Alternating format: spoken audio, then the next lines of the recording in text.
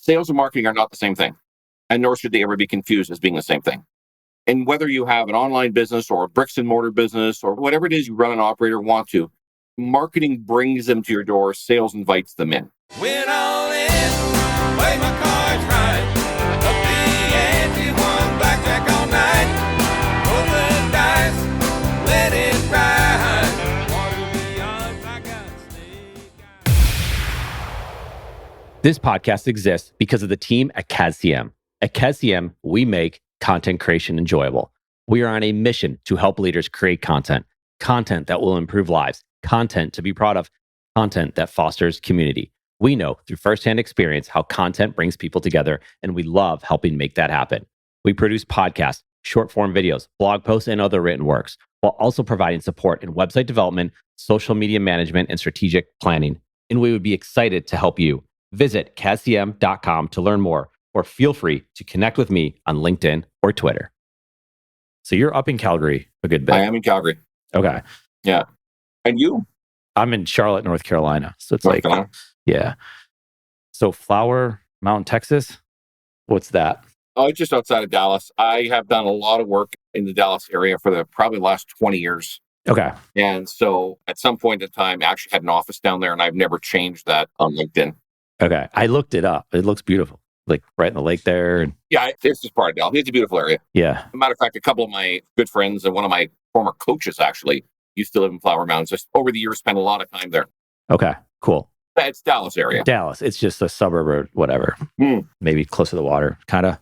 That makes sense. Yeah, golf courses and all kinds of stuff. Yeah, I gotcha. So in another video I saw, you're in the Rocky Mountains and you were giving a presentation of some sort or a live video, and you were talking, which I appreciate, that you're able to do that, right? Because that's the life you want to live, that if you want to be in the Rocky Mountains, you can continue working, you could take breaks, you could do what you had to do, but are you still going to the Rocky Mountains? You still have a place there?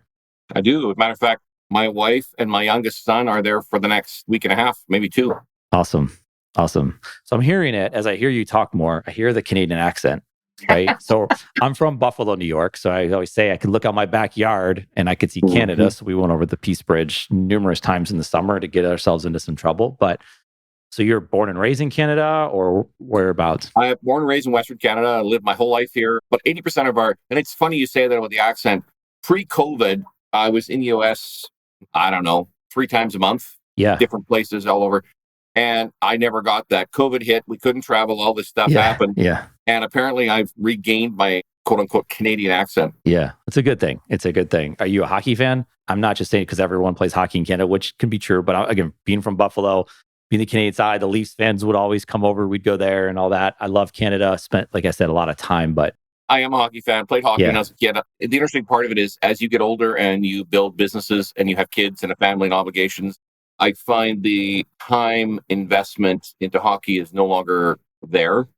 Yeah. And it wasn't intentional. I didn't wake up one morning and say, not going to watch hockey, not going to get, there's playoffs or whatever. I mean, I'll watch nothing. But the last time I sat down to turn the television on to watch a hockey game was probably 10 years ago. Yeah. Did your kids ever play hockey or get into it? No, I discouraged it. Yeah. So it's funny. So this past year, and I don't know if she'll play this year, but my youngest daughter was playing hockey in Charlotte, North Carolina, go figure. And it's a lot of families that were from the New England area, Canada, Western New York, what have you, the Dakotas that are down in the South playing hockey. And as you obviously saw, there's a huge influx of people. But to your point about the time commitment that is required in hockey, the ice times, and, in certain cities like Charlotte, North Carolina, Raleigh, Tampa, there's not as many sheets of ice. So that becomes a real problem. But there isn't here either. And that's part of the problem. Never mind the cost. Yeah. Outrageous. For each kid in each season, you invest about $25,000. Yeah. And then you're up at 4 to be on ice at 5. Wow. Even in Calgary. Yeah. Even elementary school kids being on ice at 9 and 10 o'clock at night and having to be at school the next morning. Yeah. So competitive. Is that one of the main reasons? It is. And there's not a lot of sheets of ice. Yeah. Even here. Maybe it's because of the amount of kids that do it, because we are in Canada. But so my oldest son skis in the Rockies races. Wow. My youngest son just getting into it. They both are very active in a whole bunch of other things, soccer and taekwondo. And awesome. all these things. So no rest for the wicked, as they say. Yeah. You're going to find things to do in your spare time. But yeah, I don't even know what spare time is anymore, my friend. Yeah, I get it. Well, yeah, it's not spare time. I guess it would just be time. And it's wild too, because all of these things, there's businesses, you're talking about $25,000 to play hockey or what have you. Like all of it in skiing, I can imagine is a significantly expensive sport, right? It is.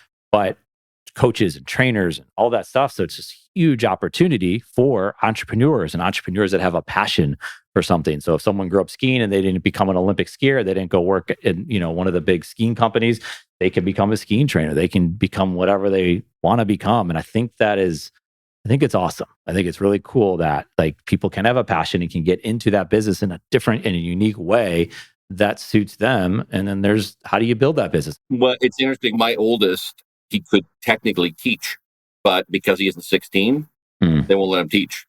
He literally went to the ski school instructor who he knew he'd worked with for years. And he's like, can I teach? And the guy says, well, you could, except for you're not 16. So he decided to go to racing a few years ago. And this past season, he came in fourth. And the season before, he did podium. So awesome. Good for him. Well, sounds like he's pitching himself, right, to be a coach, and he's selling. And it's funny because as I was learning a little bit about you, and my business partner and I talk a lot about this, like, why are people allergic to selling? Why do they hate it? Why is there psychology that's stopping them from sales? Like you having your kid, I always think like if you go to a restaurant and your child wants to order something or needs something else from the waiter, the server, ask for it. And I'm not saying that's sales, but it's communicating with people that you don't communicate with on a daily basis. It's a little bit awkward and when you've never done it before. But I think sales has become this thing of, I think you say it's not a bad word. Yeah, sales not a dirty word. Yeah. Yeah, not a dirty word. Why are people it's like they don't want to say that word out loud and they feel like I can't say that because I don't sell. We live in a society, I think, where sales has been demonized. And I don't quite understand why, because every business is a sales organization.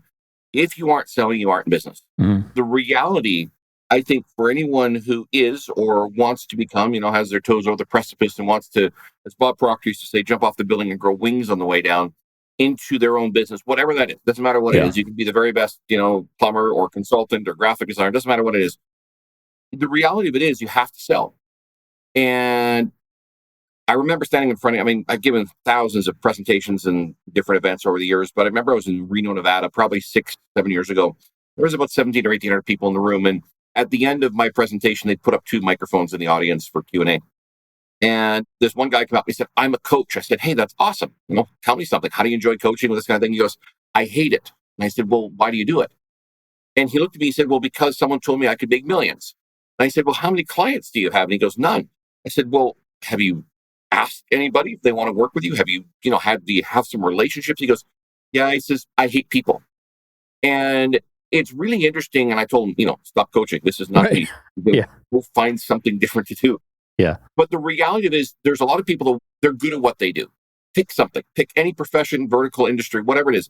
And they decide one day, hey, I don't want to work for this boss of mine anymore. I'm going to go do something. And so they make the decision and there's trepidation and they're tentative about making these big life-changing, life-altering decisions, but they eventually do it. And as Michael Gerber talks about in the E-Myth, just because you can go incorporate a company doesn't necessarily mean you're an entrepreneur. Yeah. And he says you're a technician suffering from an entrepreneurial seizure. And there's truth to this because just because you're good at whatever you do, again, pick any profession or vertical, that doesn't mean you're an entrepreneur. An entrepreneur is where you start to build, expand, and scale. So you take what you do and you start building a team so you can multiply it. The challenge for so many entrepreneurs, and there's 2 of them. One, they have entrepreneur syndrome. They don't want to let go. They want to touch every piece of paper, every email, every phone call, whatever it is that comes through the front door. And even if they hire somebody, they're micromanaging, looking over their shoulder. And when that person doesn't do it exactly the way they do it, they push them out of the way and say, oh, heck with this, I can do it way faster. And as a result, entrepreneurs, we as entrepreneurs, and not necessarily you or me, but any one of us, we limit our growth because there's only so much we can do. Yeah. Yeah. Use the word letting go.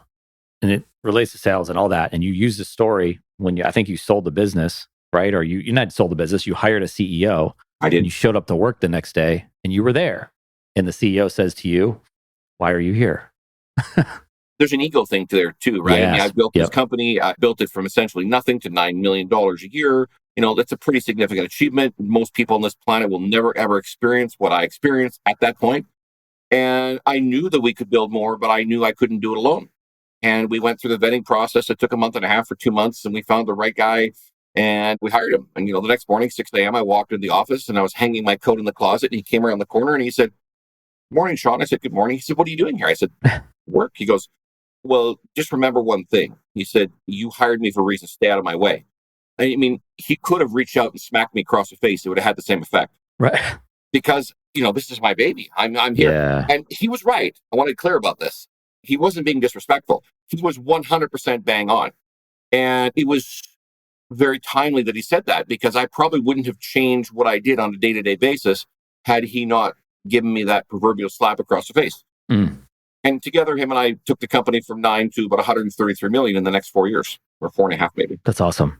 That's awesome. I heard Derek Sivers, I don't know if you've heard of him, CD Baby, podcasting, written books, and he said the same thing. He was like going away and he would call in and they would talk to him and it was really good. And then he would call in again and, "How's it going?" They're like, "It's good." Like, "Would you need anything?" He's like, "We're good. Like, go do whatever it is you're doing. We're fine." And that was like eye-opening to him to say, I can go work on what else I need to work on.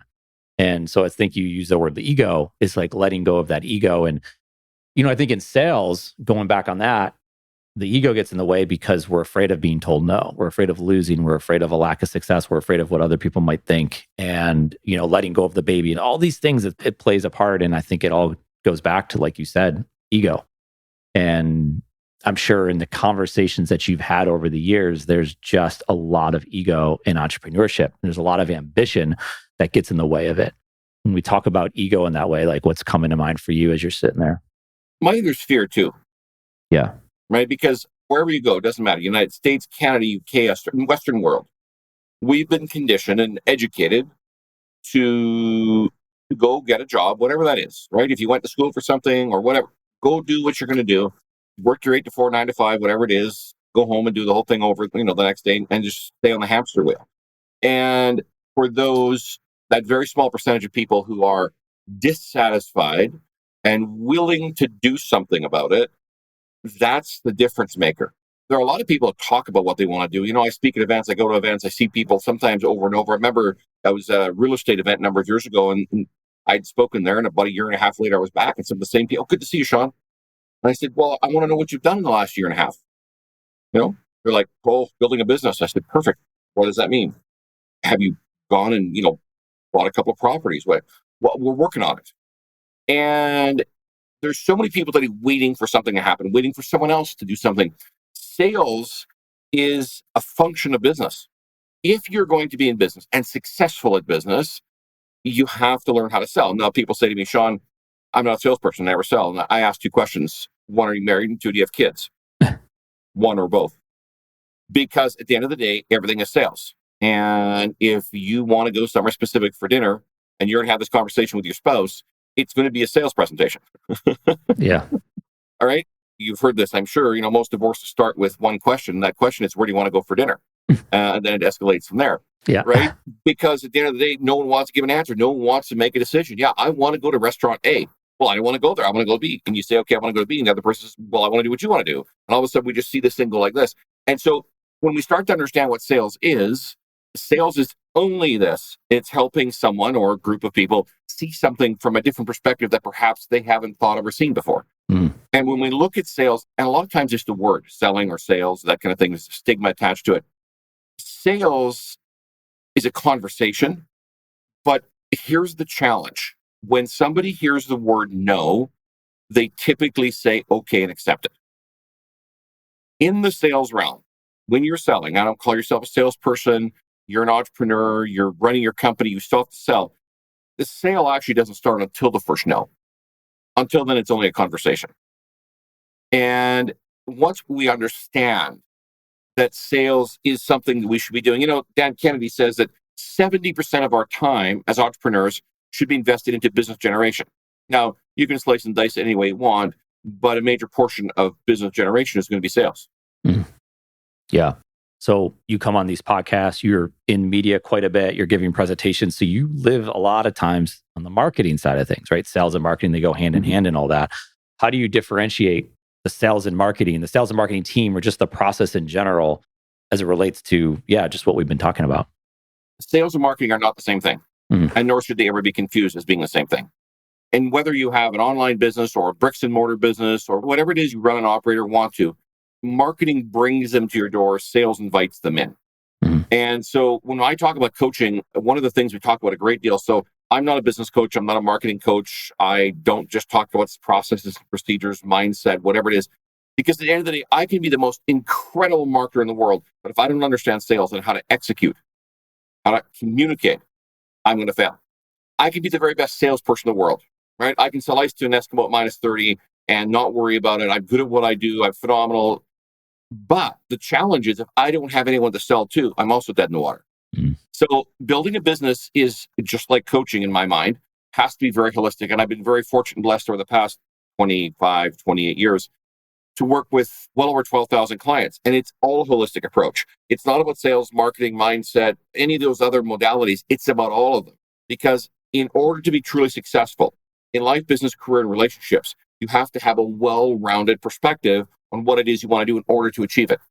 Yeah. So that's where your clarity comes in, because you talk about clarity, focus, execution. So just 3 words that come up quite a bit for yourself. So have at it. Like that's what you just talked on. Clarity, lead us down that path a little bit more.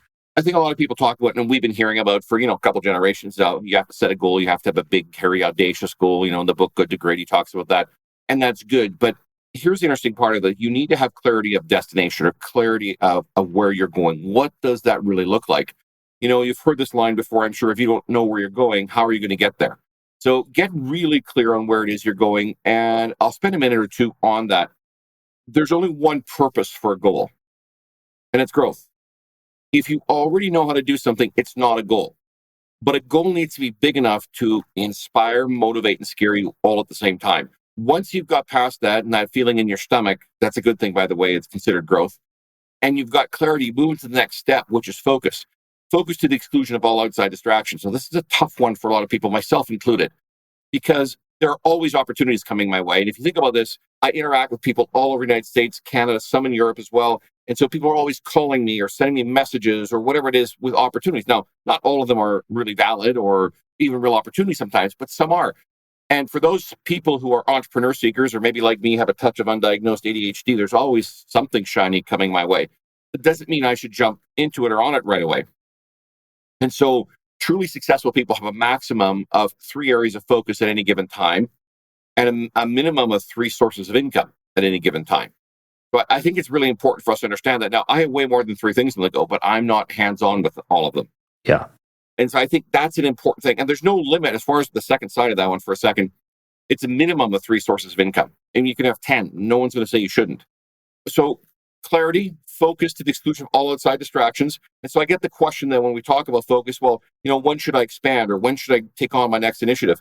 And there's a reality to this. You really shouldn't take on the next initiative until the first one has proof of concept and can operate without you on a day-to-day basis.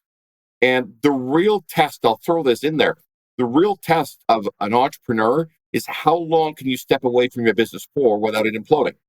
If you can go away for 30 days or 60 days and your business still functions, right? You've got a pretty decent business that you've scaled out. And then the last of the 3 you mentioned is execution. Listen, we've been hearing for years and years, we should go take action. And there's some truth to that. But it's about action on predetermined steps. So if we back the card up a little bit, I can go stand in the middle of any freeway, flap my arms like a bird flaps its wings, and I've taken action. That doesn't mean I'm going to accomplish very much of anything other than getting hit by a car that's speeding. So if we understand where we're going and we reverse engineer where we're going, we understand what has to happen every year, month, week, day, and for guys like me, every hour. And then we say, what are those high leverage activities? What has to happen in those time frames?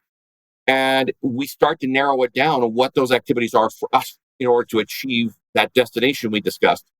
That's where you start to make a difference. And then the other side of the coin is we also have to know you can't grow, expand, or scale until you know what you shouldn't be doing. So in order for this to really, really be effective, not only do we need to know what we have to be doing in those timeframes, but also we have to have a list of what we shouldn't be doing and never do it. Yeah. Yeah. On the focus concept, sounds like letting go is a big part of that, because you can't focus if you're, like you said, You can have multiple things, but then you can get lost in it, right? Because you're so attached to all of those things. And that's a hard thing, right? It's like letting go of like the story that you told when you're really not involved in the day-to-day of the business anymore, right? There's also just the letting go to say, if you want to achieve this, whatever your goal is, you have to let go in order to do the next thing. But I think so often we're so tied back to it to say, I can't do that. It's really hard to do that. And is that where someone would talk to someone like yourself, Shawn, to almost give yourself the ability to walk away from it, to let go from it? And it doesn't mean it's gone forever. And that's why having a coach, you talk about athletes have coaches, right? They have head coaches, but they also have swing coaches. They have shooting coaches. They have all of your skiing coaches that work on certain aspects of whatever they need done. But a business coach, a life coach, you talk about that a little bit, but that's why it's important to have those people, be it yourself or someone else, that can lead them down that path of walking away? That's certainly one of the reasons. Yeah. Human nature we're interesting, right? And until we start to understand some of the things you just outlined, the holistic coaching process is about walking hand in hand and side by side. In this case with me, we're talking about to avoid potholes and collapsed timeframes. Well, what does that mean? That very simply means some of the things you just outlined. Yeah, how do I let go, and how do I actually allow the company to do what it's supposed to do? In other words, grow, expand, scale, whatever that looks like. And how do I empower somebody? This is part of the leadership aspect of this. How do I empower someone to either do that or work hand in hand with me to do that? The other side of the coin is we're interesting creatures even more so when we start talking about how we lead, because a lot of times we feel that our way is the only way.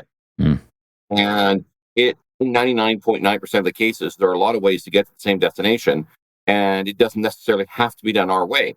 But we have a hard time with that. That's a human nature thing. So the coaching is a couple things. One, it's helping you see what it should look like. It's creating that pathway. And this is where a lot of people get hung up. It's a 3-letter word, the how. HOW is where a lot of people miss what they could actually do. And this is creating that how. So once you know where you're going, reverse engineering it, figuring out what those high leverage activities are, and then working together to execute on that. That's really what happens. And there are always going to be challenges. There are going to be things that come up that we don't know about today. Yeah. It seems like a lot of that's baked in this is trust, right? Trust in, if you're my coach, I need to trust you. If I have a team of people and I'm going to let go, I need to trust them. When you hire the CEO, you need to trust that. You also need to trust yourself that you've made the right decisions along the way, that you can go away, that you can go the Rocky Mountains and sit out, that, you want to go watch your son in the ski race. You don't want to worry about it. You want to put your phone away. So the trust isn't in just one other person. It's in all of it. You think about that word a lot, or when I say that, what comes to mind for you? Yeah, trust is definitely a necessity. I think there's a component as you build bigger organizations about putting checks and balances into place as well. And that's part of that component of trust and leadership, that that what needs to happen is happening. But yeah, you have to trust. Yeah.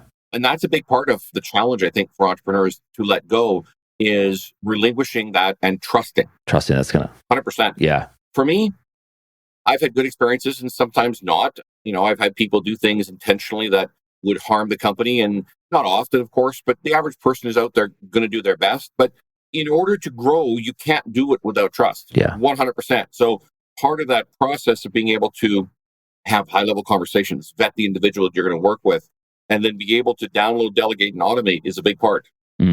Good stuff. Two more things I want to touch on. The first one is productivity.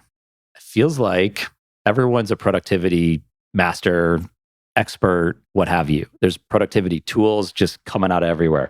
You got Notion, you got Evernote, you got Microsoft, Google, you got Trello, the list goes on of all the different tools that you can use. And they're all shiny and fancy and they're really cool. And you can put it, you got the old pen and paper you can use it, people that can help you with it, listen to videos, podcasts, all of it. I say all of it because it really is everywhere. And I know you talk about productivity a lot, and you have your own thoughts on productivity, which I think is super important. So when I say productivity, where should we go with that? How should we be thinking about productivity? Productivity is interesting. For the last 2 or 3 generations as well, we've been hearing that we need to become more productive. And the average person today in North America is productive only 4 to 24 hours in a day. And so one of the things that people ask is, how do I increase that, especially in my organization? First, you have to understand what productivity is, not just a fancy buzzword that guys like me throw around. The definition of productivity is any action, step, or activity that moves you in the direction of your goal or objective. So is what you're doing or what your team members doing, is it actually moving a needle? Is it moving in the direction of your goal or objective? And then we say, okay, well, how do we increase that? Well, we need to understand, and so many times I'll be called by somebody or referred by somebody, I'll go into a company and we'll look at their structure, we'll look at their team, we'll look at the, and no one knows what they should be doing, right? You've got a receptionist doing sales. I was talking to someone the other day, he's got a receptionist doing sales. I said, well, how's that working out? He said, yeah, we're not getting any sales. I'm like, well, I'm not surprised. Yeah. Right. And then the other side of the coin is there may be people who don't actually understand what their obligations and responsibilities are. Yeah, we heard about job description, but want to understand on a much deeper level for those people, they need to know what is it that they need to be doing and what are they being held accountable for too. And so until we start to actually get clear on some of these things, it's very difficult to understand what productivity is. Productivity or lack of isn't necessarily always the team members' challenge. Sometimes and a lot of times it comes down from the top, the ball rolls downhill. Yeah. So when we get clear on, as leaders, when we get clear on what productivity needs to look like, we can then work together. It's a collaborative, it's part of leadership to achieve a higher level of productivity.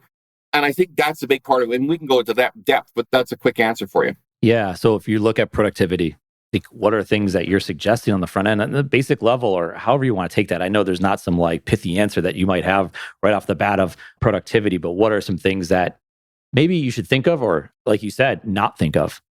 Well, we talked about that a moment ago. If you really go back in our conversation a little bit, if you know what those high leverage activities are that you need to be engaged in, but also know what you shouldn't be doing, that's the first place we start with productivity, because that folds into one, right? Yeah. If I'm engaged in something that is not going to move my relationships, my company, whatever it is forward, I'm not going to see anything from this.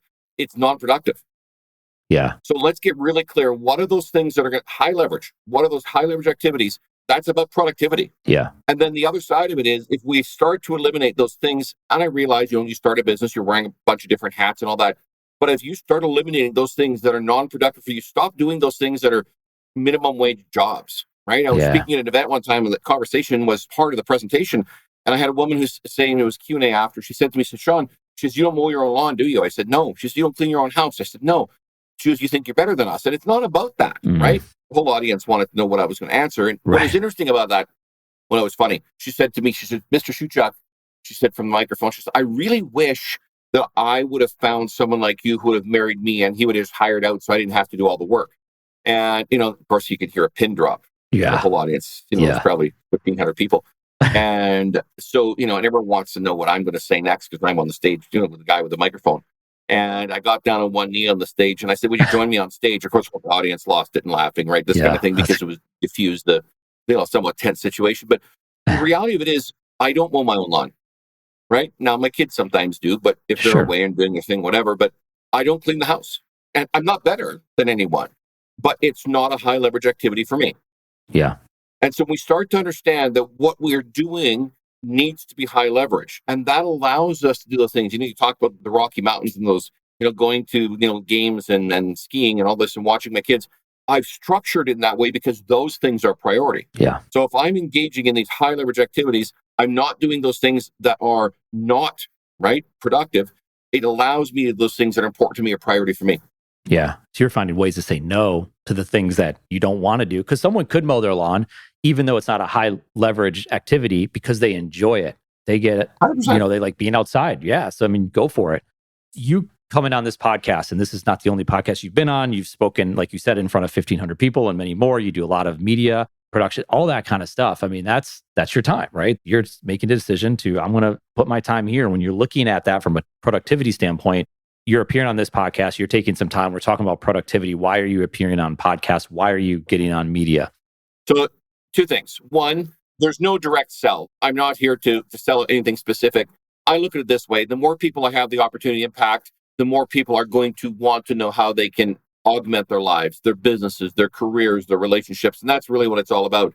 And the second aspect of this, and I'll be very open and honest because some people aren't, we teach this. If you're going to go out and build some kind of a reputation, some kind of a company, some kind of marketing, you're by far better off to do one-to-many than one-to-one. A much better leverage of time. Yeah. Is that the book, right? The multiple books that you've written? That takes a lot of effort, takes a lot of time. a lot of audacity to say, I'm going to put this book out there, but it's done amazing things for you. I know I've heard you talk about it. Like, where's the book coming from? And that was my last part that I wanted to get to today. Yeah. Something, you've heard this before. Everyone has a book in them. I'll say this to you. I wrote a book because I felt, one, I wanted to help people. And I'll share this within about 3 or 4 weeks of the book, maybe 6 weeks. I forget now. Been a number of years. Book coming out. I received an unsolicited Facebook message from a young girl out of the UK. And she said, "Dear Mr. Shewchuk, thank you for writing this book. I ordered it from Amazon or wherever she ordered it from online. And I've read it 3 times and it changed my life. If no one else bought and read the book, honestly, it was all worthwhile." And there's a lot of people ask me why I do what I do. And I'll share this with you. Bob Proctor was my first coach many, many, many years ago. He wrote the foreword to my first book. And one of the things, he said a lot, I guess, but one of the things he said to me was, none of us are getting out of this alive. And he's right. And the other thing that I've been told is that, when it is my time, let's be clear, I'm not looking forward to it anytime soon. I've got far too much left to do. But when it is, your life will flash before my eyes. If that is in fact the case, I want to make sure it's a movie worth watching. So it's about that ripple effect. Yeah. I'm not being paid anything to be, on this show with you at all. Yeah. This is purely informational. This is purely about offering something that somebody's going to wrap their hands around. It's going to impact them. Will they phone me? Maybe, maybe not. Will they go buy my book? Maybe, maybe not. But the purpose behind it is that, and that's really why I do what I do. Yeah, I can tell. I mean, because you don't know, right? You talk to people, you see if someone's in the media a lot, you might think, oh, they're out there selling, they're doing this. And again, bad word, they can't be doing that. And it's okay to sell your stuff, right? You should be talking about it and having conversations, asking people to write a check or to nowadays to Zelle or Venmo or something along those lines. But to share what you shared today is awesome. And not to mention, when I talk to you, I now can go and learn about you pretty quickly on the different videos and podcasts and blogs and posts and social media that's out there. Yeah, I'm everywhere. It makes the conversation, we can get right into it. It's like we've already met in a way. And so, Shawn, I appreciate all this. Letting go, ego, trust, productivity. Where can people buy your book? I'm sure on Amazon, but where can they learn about you, where they can reach out to you? Go to changeyourresults.com. You can click and find out more about me and all kinds of stuff. You click on, there's a link there for the store. You can see there's books and there's a journal and there's all kinds of stuff. Movies that I was involved in. Yeah, very cool. Shawn, thank you. Thank you very much. Thank you for having me. In case you haven't noticed, we love podcasts. In fact, we love building podcasts, everything from development to production. Because of all that, we're building a one-of-a-kind podcast network. If you have a podcast or looking to launch a new podcast, then we should talk. You can message me on Twitter at Eric_Kaz or hit us up any way that works for you. Let's talk about your podcast joining this one-of-a-kind podcast network.